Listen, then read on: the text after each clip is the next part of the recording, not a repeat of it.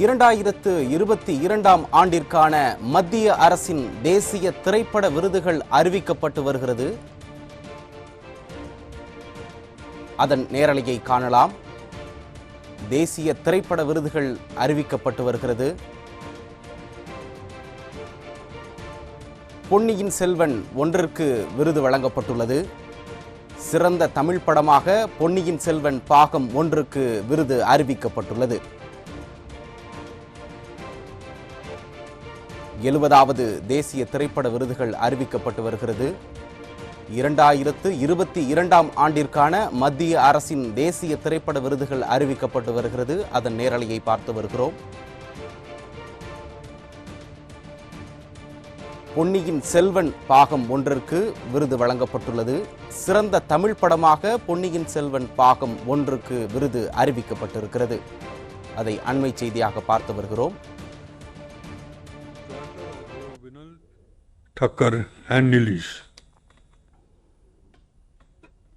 Best feature film promoting national, social or environmental values is the Gujarati film Kutch Express, and the producer is Saul Sutra and director is Viral Shah. The best film providing wholesome entertainment is Kantara, produced by Humale Films and directed by Rishabh Shetty. The best debut of a director goes to the Haryani film Pauja. Director is Pramod Kumar. The best feature film in the whole this thing has been a Malayalam film called Atam, produced by Joy Movie Productions and directed by Anand Dekraji. This, ladies and gentlemen, are the awards for the year 2022. Thank you. Thank you, sir. Now we'll have the question answer session.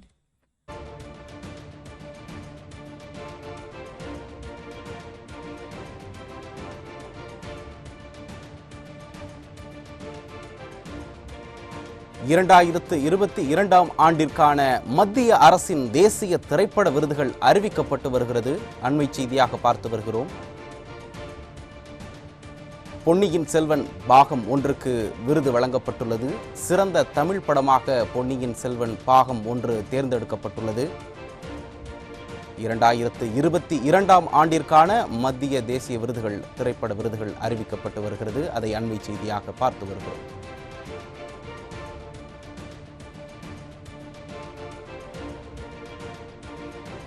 இரண்டாயிரத்து 22ஆம் ஆண்டிற்கான மத்திய அரசின் தேசிய திரைப்பட விருதுகள் அறிவிக்கப்பட்டு வருகிறது. விருது வென்றவர்கள் பட்டியலை அமைச்சரிடம் தேர்வுக்குழு வழங்கியுள்ளது.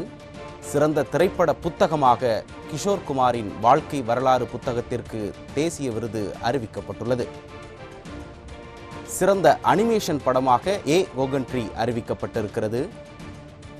சிறந்த திரைப்படத்திற்கான விருது தமிழ் திரைப்படம் பொன்னியின் செல்வன் முதல் பாகத்திற்கு அறிவிக்கப்பட்டிருக்கிறது.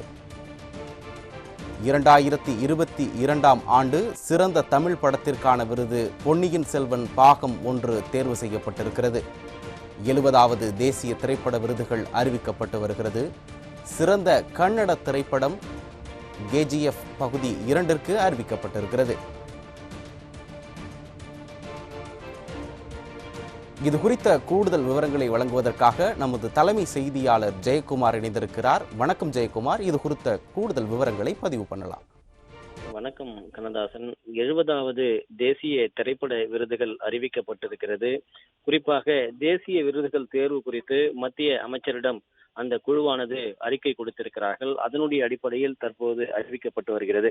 2022ஆம் ஆண்டு சிறந்த தமிழ் படத்திற்கான விருது பொன்னியின் செல்வன் பாகம் ஒன்று தேர்வு செய்யப்பட்டு அறிவிக்கப்பட்டிருக்கிறது. குறிப்பாக இந்த அறிவிப்பினை தொடர்ந்து மத்திய அமைச்சர் வாசித்துக் கொண்டிருக்கிறார்.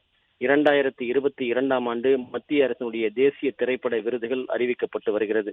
குறிப்பாக சிறந்த திரைப்பட புத்தகமாக கிஷோர் குமாருடைய வாழ்க்கை வரலாறு புத்தகத்திற்கு தேசிய விருது அறிவிக்கப்பட்டிருக்கிறது. சிறந்த அனிமேஷன் படமாக கோகன்ட்ரி என்கிற அனிமேஷனுக்கு அறிவிப்பு வெளியாகி இருக்கிறது. சிறந்த திரைப்படமாக இயக்குனர் மணிரத்னம் இயக்கிய தமிழ் திரைப்படம் பொன்னியின் செல்வன். பொன்னியின் செல்வனுடைய வரலாற்று கதைக்கு முதல் பாகத்திற்கு இந்த விருது கிடைத்திருக்கிறது. 2022ஆம் ஆண்டு சிறந்த தமிழ் படத்திற்கான விருது பொன்னியின் செல்வன் பாகம் தேர்வு செய்யப்பட்டிருக்கிறது.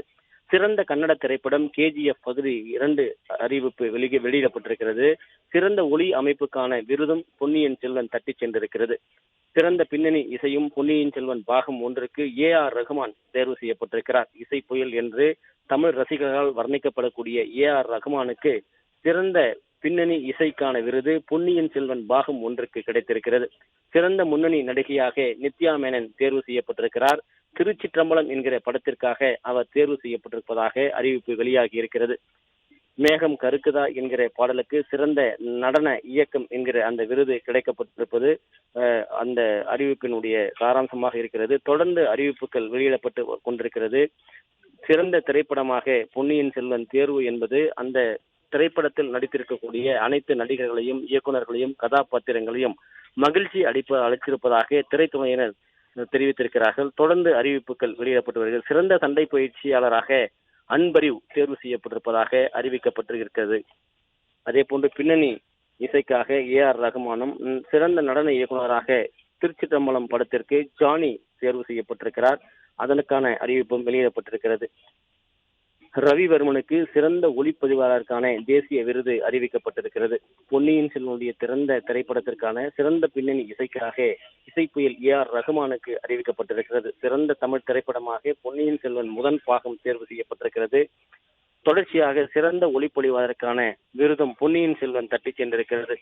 விருதுகளை பொன்னியின் செல்வன் இந்த 2022ஆம் ஆண்டு இந்த அறிவிப்பில் தேசிய திரைப்பட விருதுகளுக்கான அறிவிப்பில் பொன்னியின் செல்வன் தொடர்ந்து அனைத்து விருதுகளையும் தட்டி சென்று வருவது குறிப்பிடத்தக்கது. தொடர்ந்து பொன்னியின் செல்வனுடைய அந்த அறிவிப்புகளாகத்தான் வெளிவந்து கொண்டிருக்கிறது. காந்தாரா திரைப்படம் மொத்தமாக 3 தேசிய விருதுகளை தட்டி சென்றிருக்கிறது. சிறந்த நடிகருக்கான விருதை வென்றார் கன்னட நடிகராக இருக்கக்கூடிய ரிஷப் ஷெட்டி.